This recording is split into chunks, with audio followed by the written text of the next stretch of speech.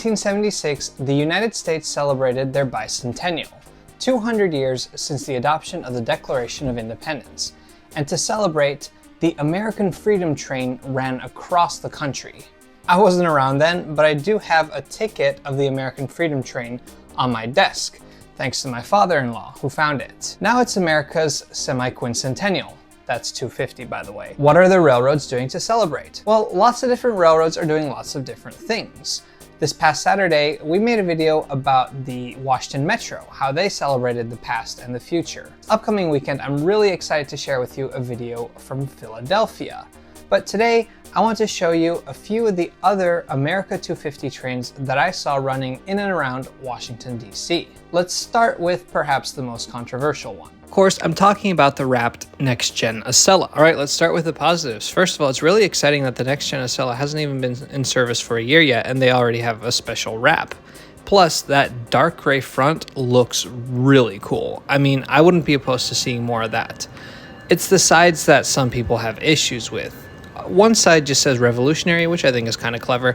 The other side says National Champs 1776. And I'm just like, National Champs of what? Like, the Revolutionary War wasn't a football game. If it had just said champs, I think that would have made more sense. National Champs just seems like very weird word choice for this. And then, of course, there's the big red text, giving credit to two people who really didn't have that much to do with the NextGen Acela other than they happened to be in office when it finally launched. Somebody should go to their comment section and tell them to not make trains political. Anyway, let's move on to the Washington Metro. Metro does a 4th of July wrap every year. Usually it's a fireworks theme, and these have been some of my favorite Metro wraps that I've seen so far.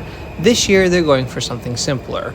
A white background with red, white, and blue ribbons. Most of the feedback that I've read online has been very positive, with people praising its simple but elegant design, and I have to say I really like it too. It is a bit on the simple side, but I think that's okay.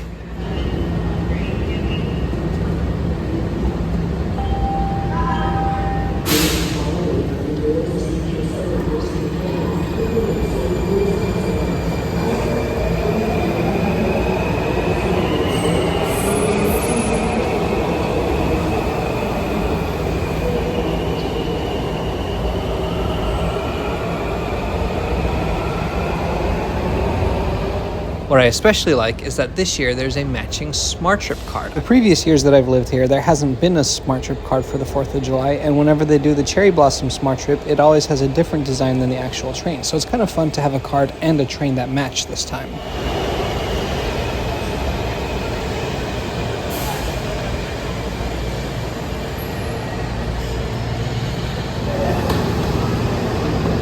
Another thing I like is that the interior also has the decorations. I think the wraps are just better when they're inside and out. Besides the wrap train, there are also several wrap buses. I just haven't seen those yet, but I will go out to find them and put them in my yearly overview next March. If you want to see this for yourself, it's really easy to do. All you have to do is go to WMATA.com/live for the WMATA Live Train Tracker, and then hit the Special Edition button. This will show you where the train and the buses are.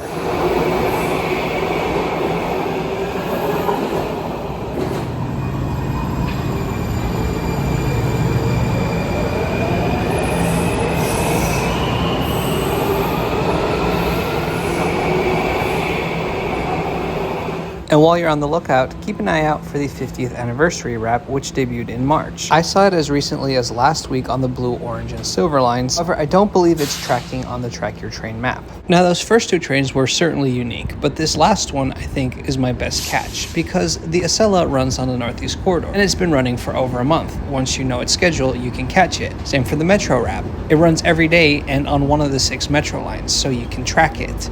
This next train only visited DC once, very briefly, which explains this large crowd of rail fans at Noma Station. Shout out to my friend Daniel for letting me know this train was coming.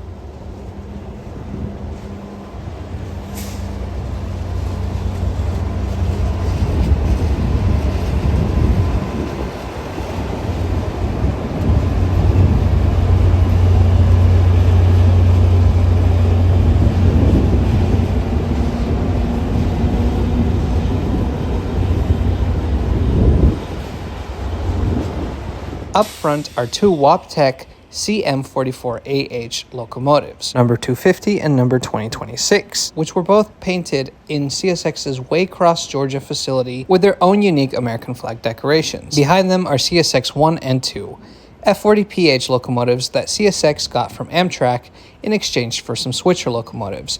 I made a whole video about that, so be sure to check it out. These locomotives are pulling CSX's Office Car Special, a unique train that I've made a few videos about.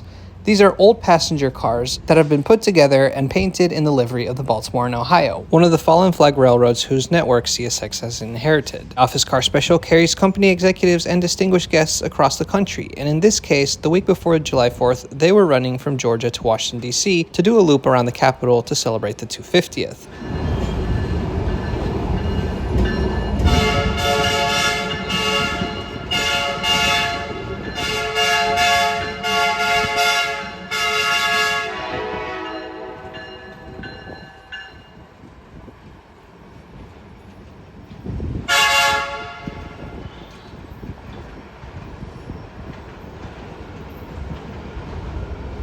They only briefly stopped at Union Station before running through the tunnel towards Alexandria. After their trip to DC, CSX 250 and 2026 were detached from the Office Car Special and are now running in regular freight service across the CSX network. Anyway, that's all for today. Which of these three trains was your favorite? Were there any special wrap trains where you live? Let me know in the comments below.